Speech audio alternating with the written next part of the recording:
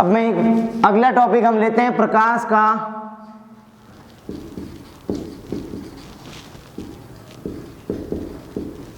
का परावर्तन।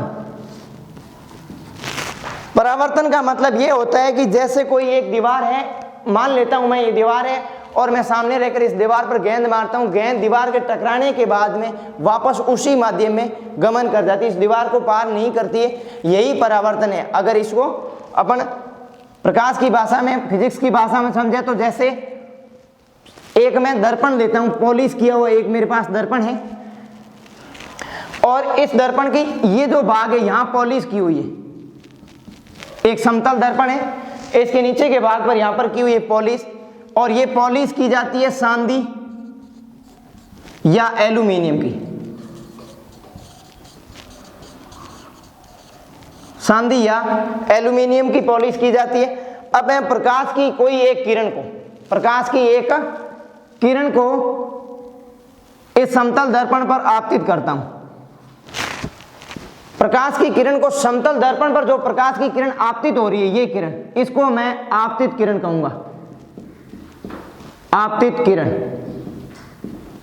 ठीक है। और यहां से ये आपतित होने के बाद में यहां से परावर्तित हो जाएगी। जो प्रकाश की किरण दर्पण पर आने टकराने के बाद वापस उसी माध्यम में लौटती है, उसे मैं क्या कहूंगा, परावर्तित किरण। आपतित किरण को मैं I से लिखता हूं और परावर्तित किरण को मैं R से लिखता हूं। जिस बिंदु पर आपतित किरण है वो समतल दर्पण पर टकरा रही है, जिस बिंदु पर, उस बिंदु से मैं एक अभिलंब खींचता हूं, इस समतल दर्पण पर एक लंब खींचता हूं, और इस लंब का मैं नाम दे देता हूं अभिलंब। इस लंब का मैंने नाम दे दिया अभिलंब।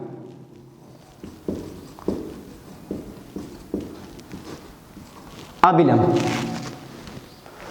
अब देखो परावर्तन क्या है। परावर्तन का मतलब है कि कोई प्रकाश की किरण एक माध्यम में किसी माध्यम से टकराकर वापस उसी माध्यम में लौट जाती है, इस घटना को प्रकाश का परावर्तन कहते हैं, एक ही माध्यम में। अब यहां पर आगे अपन बात करते हैं परावर्तन के नियम। परावर्तन के नियम। अब देखो परावर्तन के नियम में मैं पहली बात करूंगा कि यहां पर जो अभिलंब और आपतित किरण के मध्य जो कोण बनेगा उसे मैं I कोण दूंगा, और अभिलंब और परावर्तित किरण के मध्य जो कोण बनेगा उसे मैं R नाम दूंगा, ठीक है। पहली बात यह होगी कि आपतित किरण, परावर्तित किरण और अभिलंब ये तीनों एक ही तल में होंगे। पहला जो नियम होगा वो होगा आपतित किरण, आपतित किरण, अभिलंब,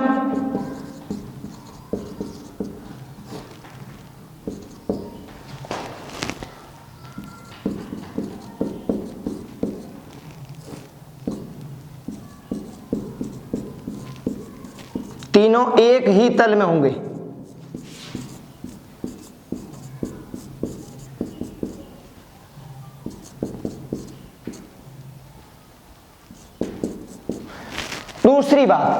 दूसरी बात यह कि यहां जो आपतित किरण के मध्य और आपतित किरण और अभिलंब के मध्य जो कोण बनेगा I, आपतित किरण और अभिलंब के मध्य जो कोण बनेगा I,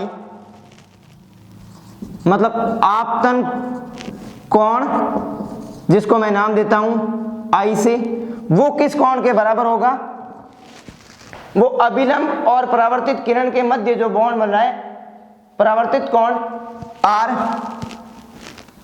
ये किसके बराबर होगा,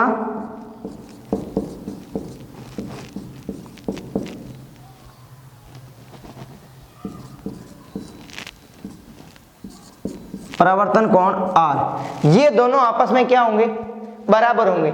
आपतित कोण और परावर्तन कोण ये दोनों आपस में क्या होंगे, बराबर होंगे। हमने सबसे पहले पढ़ा कि जब प्रकाश की किरण एक माध्यम में आपतित होकर परावर्तन के बाद वापस उसी माध्यम में लौट जाती है, तो इस घटना को हम क्या कहेंगे? प्रकाश का परावर्तन कहेंगे। आपतन किरण, परावर्तित किरण और अभिलंब तीनों एक ही तल में होते हैं। और ये एक समतल दर्पण लिया हमने, समतल दर्पण, और समतल दर्पण के पीछे की साइड में जो पॉलिश की जाती है ये पॉलिश चांदी और एल्यूमिनियम की जाती है। चांदी और एल्यूमिनियम की पॉलिश की जाती है।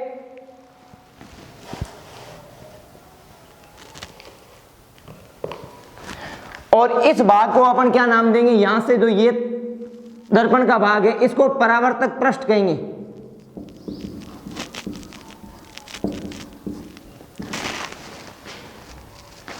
परावर्तन, जब आपतित किरण परावर्तित पृष्ठ से टकराने के बाद वापस उसी माध्यम में गमन कर जाती है उस घटना को प्रकाश का परावर्तन कहेंगे।